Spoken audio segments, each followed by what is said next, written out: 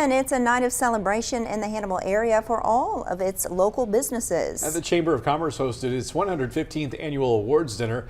It highlights people and businesses in the community that have made a major impact. WGEM's Gianni Peterson joins us now with more on the successes from the Chamber this past year. Gianni? Well, at the ceremony, there was a wide variety of local businesses that made massive strides in 2024.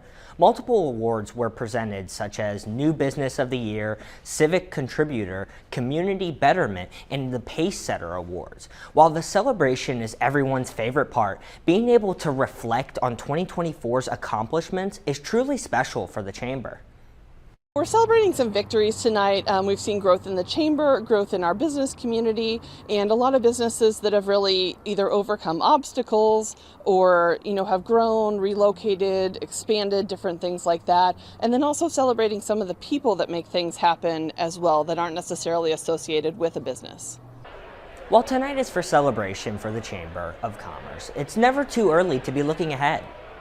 For the Chamber, we're really excited to launch some new programming that's really designed to connect different groups of people, whether it is a certain category of employment or a certain sector of the industry, to really connect those people to strengthen their relationships so they can make progress together. Disselhorst also added that another goal of theirs will be able to fix some things up within the community. This is so that they can help ensure that all Hannibal businesses are able to maximize their capabilities going forward. Daniel? Thank you, Gianni. The Chamber also stated that they are just grateful to be able to host a night like tonight and focus on the positives within their community.